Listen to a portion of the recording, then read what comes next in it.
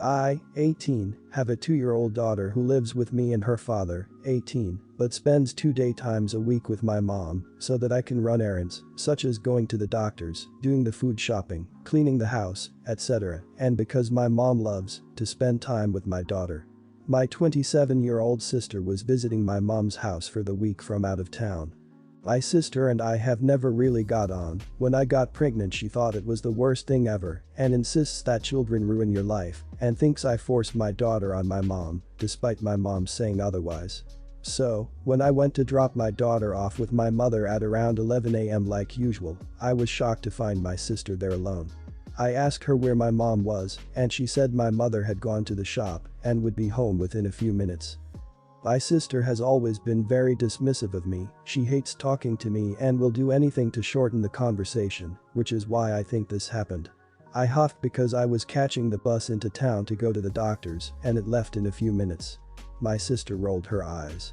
I asked her if there's any way she would have my daughter for a few minutes just until mom came back. She had just woken up from a nap, she always sleeps in her stroller, so she would be happy to just sit on the sofa and watch TV until mom came back.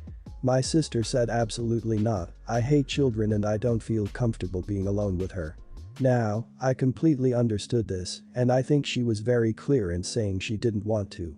I called mom on the doorstep and she said she was just leaving the store now, so she would be max 5 minutes. My sister rolled her eyes and said fine, I'll take her, and she took the baby out of the stroller. I was in a rush and thought my sister would be able to cope for 5 minutes. I didn't even think it would be a matter of coping because it was such a short amount of time and the kid was tired. So I left and went for the bus. Literally, 5 minutes later I get a call from my mom that they're taking my kid to the emergency room because she cracked her head open on the living room table. Apparently, my sister had left the room for a couple minutes and my daughter wondered where she was going as she is never alone, so she tried to get off the sofa to follow her and she slipped and whacked her head. I am absolutely raging at my sister. I don't get how she could be so freaking stupid to leave a kid alone. She argues that I emotionally manipulated her into babysitting, which I feel I didn't. She says she thought it would be fine to leave the kid while she made a cup of coffee, but I feel like it's common freaking sense not to leave a kid on their own for more than like 2 seconds. Am I the idiot? My sister said absolutely not, I hate children and I don't feel comfortable being alone with her. This makes you are the idiot 100%, before the accident and after. I see you and others calling your sister stupid and other replies. I disagree. You know what's stupid? Leaving your child with someone who literally says they don't want to be responsible for her. You forced your sister into taking responsibility so you could catch your bus. Plan better, you created this problem. Your mother messed up for not being there when you arrived as well. You are the idiot. There seems to be a lot of bitterness and resentment in your post towards your sister. At the end of the day, you both have to live with personal choices. She told you flat out she didn't want to have anything to do with your child. You gave no real instruction and jetted on out. She isn't used to kids or instincts about kids or nuances about kids, so it's hard to blame her for not realizing that you really can't leave a 2-year-old alone for even a minute. I'm going back and forth between you being the idiot and everyone screws here. But I'm a big believer in personal responsibility, so I have to say you are the idiot. You did manipulate your sister into watching the child. She declined clearly, and you didn't take no for an answer. Why do you think you have the right to be pissed off at her for the accident? She clearly doesn't have a clue about taking care of toddlers, she told you she was uncomfortable doing so, and you left the kid with her anyway. My family and I hosted an exchange student from Prague a couple of years ago. Last fall, his family offered for us to visit and stay in their flat in Prague. I researched airfares and asked my 2 kids if they would be willing to pay $1,000 each to cover their airfare. At first, they declined but subsequently agreed. They are 16, twins, and have summer jobs. They each already had enough in savings to cover the cost. We are a middle-class family, maybe more towards lower middle class. My wife has a disability, so we are a single-income family. We travel for vacations occasionally, and I have never asked my kids to contribute to a vacation before. The airfare turned out to be $775 each. When I let my kids know this, I was surprised that my daughter was nearly in tears. Her recollection was that I had told her the airfare was $375. This is the cost for the return airfare. I don't know where the miscommunication came in. She is very fastidious with her money and this extra cost really upset her. I explained that the original amount I told them was $1,000 and that this was a deal. I told her that she would have to pay the $775 or that she could not go. If I offered her a reduced fare, I would have to do the same for her brother. The trip would then cost me an extra $800. My wife says that I am the idiot because parents shouldn't charge their kids to go on vacation. A couple of her friends went to Europe with their families when they were teenagers and they didn't have to contribute financially. I feel that we wouldn't get to go otherwise and that most kids don't get to travel to Europe. What do you think? You are the idiot for making children pay for a holiday. I get that they have dinner jobs, but those are usually considered to be for their own fun, shopping, video games, etc., for something they consider essential, or, and this is important, college savings. I doubt that you're paying for college given that you won't even take your own family on holiday, so what do you expect your children to do about that? It's hard for a teenager to save $1,000, let alone the cost of an entire education. Your scheme here will see them both back where they started at the beginning of their savings. You're the idiot. Your kids are minors. You're expecting too much from them at their age, and it kind of seems a bit greedy for you to want them to spend their savings or be left out. You should be proud of them for being able to save like that and encourage them to keep it for something important, like a car or college. Being left out of a family vacation would have been terribly hurtful and upsetting to me at that age, and I would have felt pressure to do it, even if I didn't want to. You're the idiot. My parents took my 16-year-old sister and I to America from Aus last year, and never did they ask us to put in money for airfares or ACAM. My parents are lower middle class and had to save for 2 years and borrow some to afford to take us. My sister has a job and has $1,000, but she is also in school and paying for her own things apart from food and bills. We were only asked to provide our own spending money, as this was something we decide how little or much to spend. I need judgment. I really want to know if I would be the idiot if I cut contact with family. I feel guilty about even wanting to shun my family and I think it will hurt my dad. But this has been going on for years and years, and I don't want to try anymore. But I think my reaction could be unreasonable. So would I be the idiot in this situation? My brother and stepbrother are good friends and had their sons at the same time. My son is 3 years older than my nephews, my daughter is 5 years older. My nephews spend a lot of time together and never included my son. I understand this dynamic, given the ages and the friendship. I have peace with this. What hurts me though, is my brother, stepbrother, their wives, and their sons get together with my dad and stepmom all the time and almost never include us. Some examples, my stepbrother has a cabin and they all go and have holidays together. We've never once been invited. They do special Christmas outings together and don't invite us, and the most recent exclusion was my stepsister was visiting from out of town and they had a party, invited everyone, including their extended families, but didn't invite us. 2 years ago, I tried to talk to my dad about it, asking why we are not included in big group events. My dad didn't really know what to say and then went and shared our conversation with my stepmom, who shared it with her son, etc., etc. Everyone knew. There was a big conflict. My sister-in-law blocked me on social media. It was a mess. And it was never resolved. Nothing changed either. Since that conflict, I've had a great deal of anxiety whenever I feel required to attend an event. In fact, since then, my husband refuses to go. His point is even when we are invited, they sit around and talk amongst themselves, ignoring us, so why bother? Would I be the idiot if I refuse to go with my children to the few events we are actually invited to? The next family gathering is mid-August and we've been invited. I'm already full of dread. Or should I just pull up my big girl panties and soldier on? I know it'll hurt my dad if we don't attend. Not the idiot. Listen, I am going through this exact same thing. If it causes you so much anxiety and dread, then don't do it. I have wrestled with the same thoughts with my father for the last year after more than 20 years of drama and crap. Sometimes you will never have the relationship you want with family, and it's not fair to you and your little family to put yourself through it.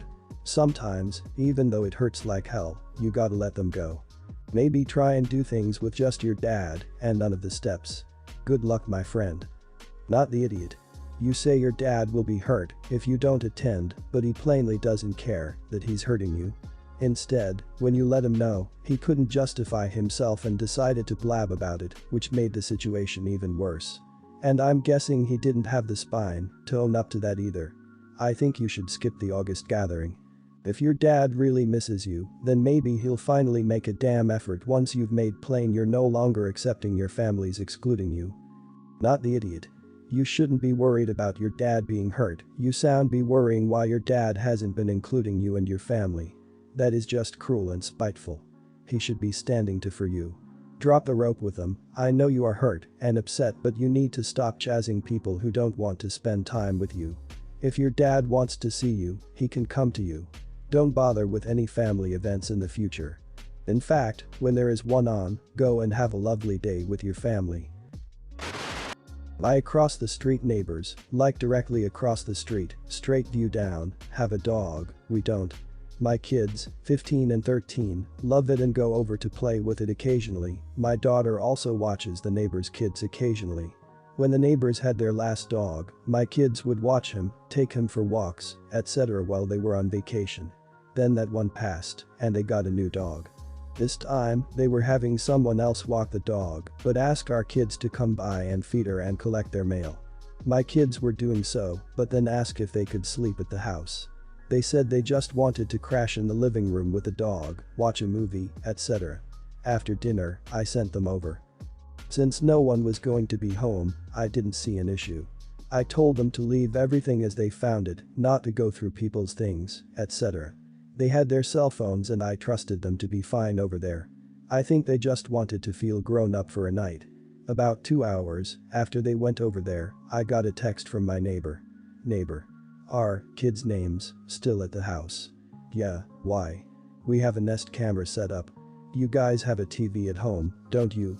We do. They were just hanging out there. Are they doing something wrong? They're just watching a movie, but they're there to feed the dog and collect the mail. That's it. We're not asking them to house it. Please get them to leave.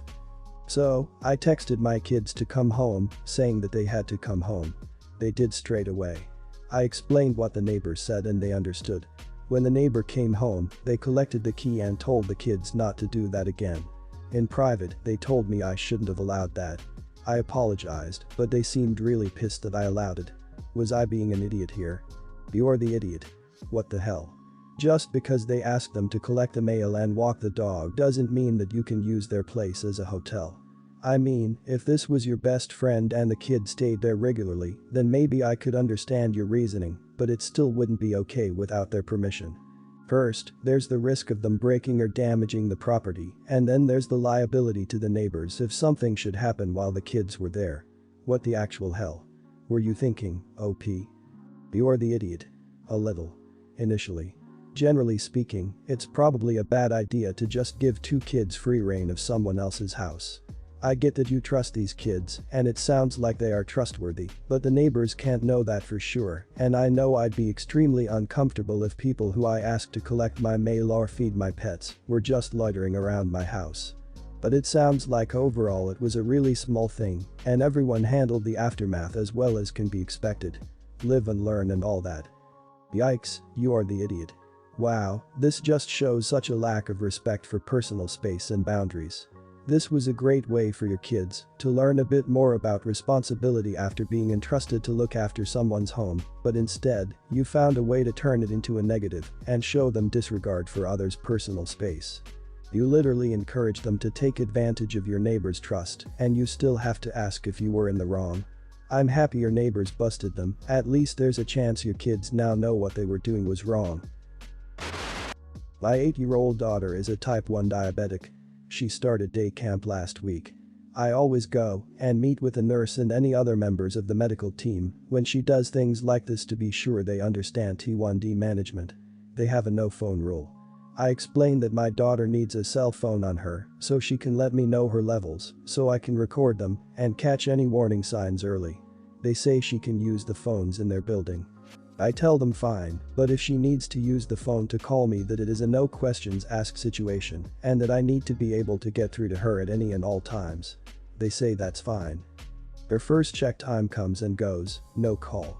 Sometimes when she gets really wrapped up in something fun she forgets to check, or she puts it off, and she'll need this kind of close oversight for the next few years until she can manage on her own.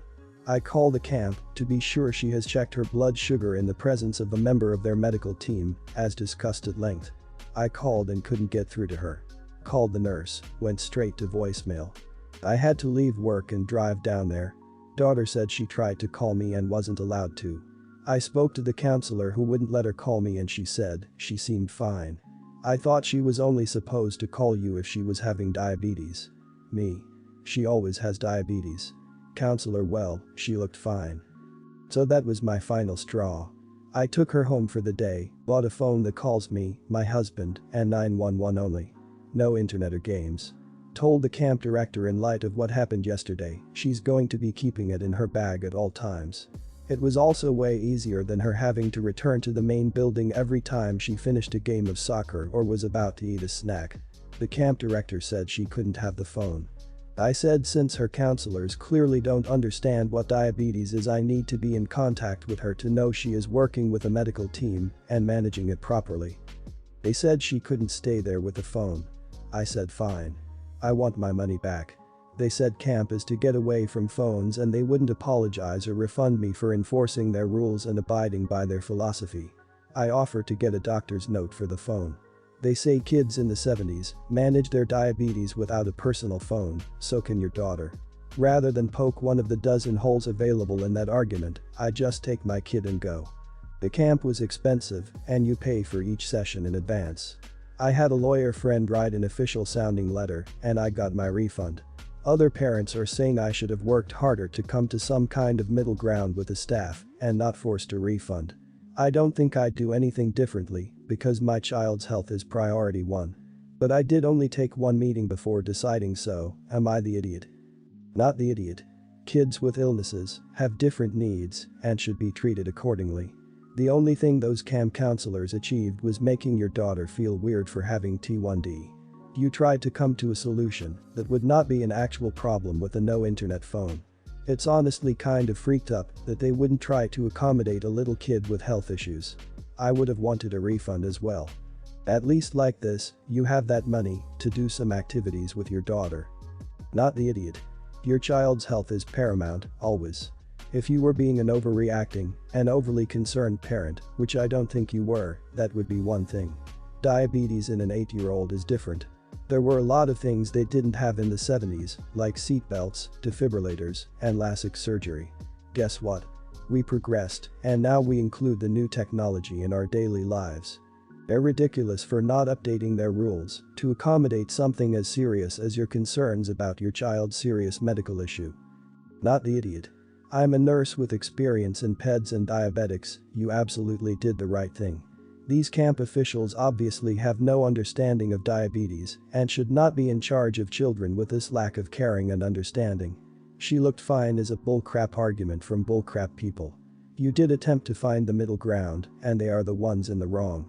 You love your daughter very much and she is living with a difficult circumstance. You're doing an amazing job. Keep it up.